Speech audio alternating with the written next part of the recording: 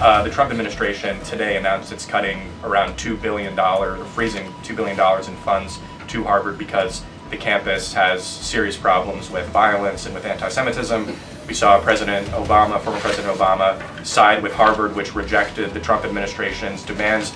I'm curious, where does the administration see this going with Harvard and with other colleges and universities in America that are refusing to reform in wake of the sort of craziness that we've seen take over some of them? When it comes to Harvard, the president's position on this is grounded in common sense, in the basic principle that Jewish American students, or students of any faith, should not be illegally harassed and targeted on our nation's college campuses. And we unfortunately saw that illegal discrimination take place on the campus of Harvard. All the president is asking, don't break federal law and then you can have your federal funding. Unfortunately, Harvard has not taken the president or the administration's demands seriously. I think the president is also begging a good question. More than $2 billion out the door to Harvard when they have a more than $50 billion endowment. Why are the American taxpayers subsidizing a university that has billions of dollars in the bank already? And we certainly should not be funding a place where such grave anti-Semitism exists. Palestine is here, bro!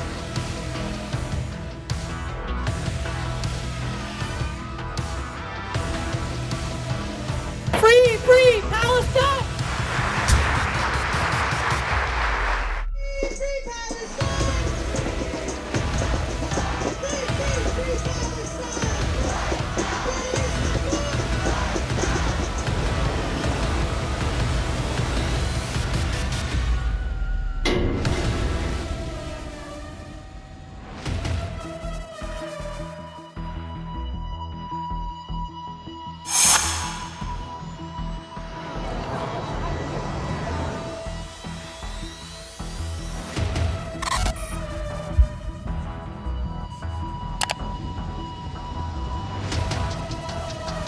and my predecessors in the Holyoke chair.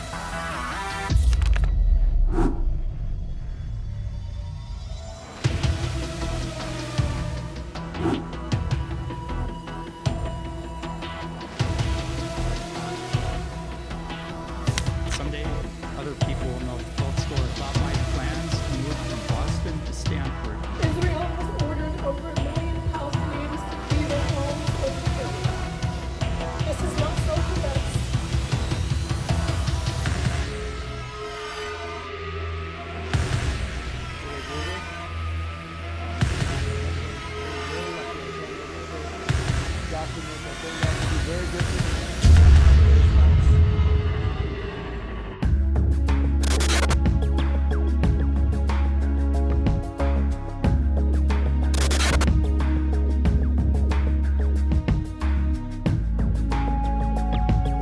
The president floated on Truth Social, I believe, the possibility of removing tax-exempt status. How serious is that threat, and are there other universities he's considering? The president has been quite clear they must follow federal law. He also wants to see Harvard apologize, and Harvard should apologize for the egregious anti-Semitism that took place on their college campus against Jewish American students. There were professors who said that he had engaged in discriminatory behavior against Jewish students. Of course, you had the former president of the university saying bullying and harassment depends on the context.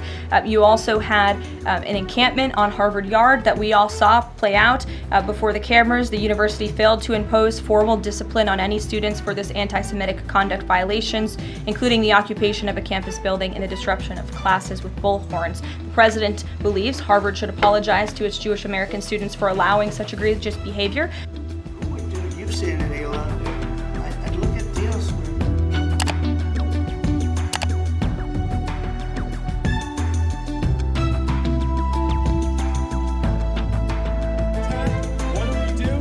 But I didn't travel 5,000 miles all the way from Pakistan just to be afraid of walking 5 feet out of my dorm. These are people who are the best in the world, and that's why they're here. So that research is sort of in jeopardy. The Trump administration is trying to make an example of the wealthy selective institutions, trying to get them to completely overhaul the way they do everything. Why do Ivy League schools get so much federal funding? It's a very good question, and it's a question the president has obviously raised in his discussions and negotiations with not just Harvard, but also Columbia and many other Ivy League institutions. A lot of Americans are wondering why their tax dollars are going to these universities when they are not only indoctrinating our nation's students, but also allowing such egregious illegal behavior to occur.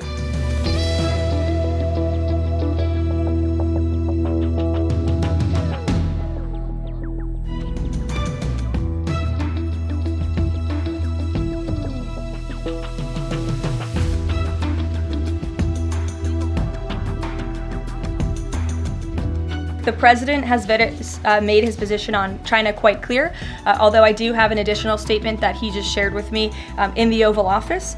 The ball is in China's court. China needs to make a deal with us. We don't have to make a deal with them. There's no difference between China and any other country except they are much larger.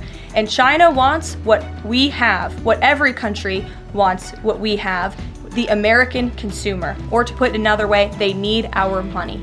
So the president, again, has made it quite clear that he's open to a deal with China, but China needs to make a deal with the United States of America.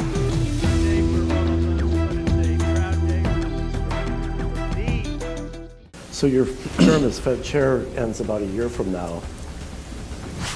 What do you think about your job security? I fully intend to serve all of my term. Mr. President, on Jerome Powell, you said that the termination of Jerome Powell cannot come fast enough. He says he won't leave, even if you ask him to. Oh, he'll leave. If I ask him to, he'll be out of there. But I don't think he's doing the job. He's too late, always too late, a little slow, and I'm not happy with him. I let him know it, and if I want him out, he'll be out of there real fast, believe me. Yeah, go ahead. Go ahead, please.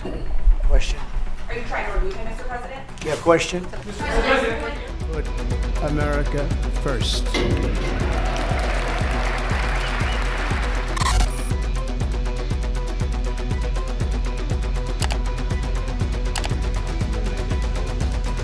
Cartels and others. It's all about slavery, and if you look at it that way, we should win that case. At the Fed, we are always focused on the mandate goals of Congress. The tariffs are larger than forecasters had expected, certainly larger than we expected, even in our upside case. We looked at a range of cases. Tariffs are highly likely to generate at least a temporary rise in inflation. The inflationary effects could also be more persistent, which will include higher inflation and slower growth.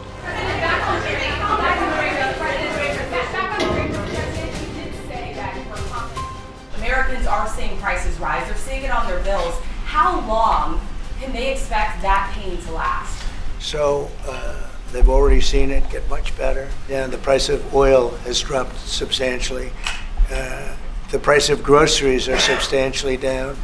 The price of eggs, you know, when I came in, they hit me with eggs. I just got there. I was here for 1 week and they started screaming at me, eggs have gone through the roof. I said, I just got here. It's the fake news, like you're fake. And the fake news is screaming at me like about eggs. I said, I've only been here, this is my 7th day. And we did an unbelievable job, and now eggs are all over the place, and the price went down 92%. So prices haven't gone up. The only thing that's gone up actually is interest rates, because we have a Federal Reserve Chairman that is playing politics. Somebody that I've never been very fond of, actually. But he's playing politics. Interest rates should be down now. They should be coming down. But that's because of the Federal Reserve, because they're not very smart people. Do you regret nominating him? Go ahead, yes, sir, please. Go ahead, Do you please. regret nominating him, Jerome Powell? Look, in the first 4 years, we had the greatest economy in the history of our country. Stock market went up 88 points. I think he's terrible, but I can't complain because we had the most successful administration economically in the history of our country. We're taking in tremendous amounts of money with the tariffs. No, we're taking in billions and billions of dollars while I sit here and talk to you.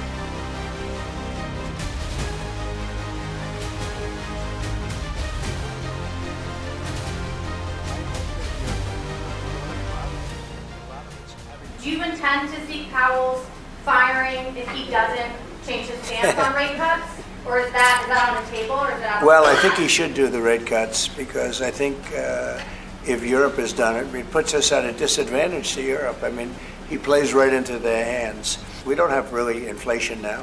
I just said the major things are going down, and that's because of our policies. And I would say the Fed really owes it to the American people to get interest rates down. That's the only thing he's good for. And he would have an effect on that if he lowered them. And I think at some point he will. He's going to have a lot of political pressure. You know, they are political also. And I think there's a lot of political pressure for him to lower interest rates. What are the levers the government or the legislature have to pressure the Fed? So our independence is a matter of law. Congress has, in our statute, we're not removable except for cause. We serve very long terms, seemingly endless terms. So we're protected in the law. So, you know, Congress could change that law, but I don't think there's any danger of that. Go ahead. Go ahead. Go ahead.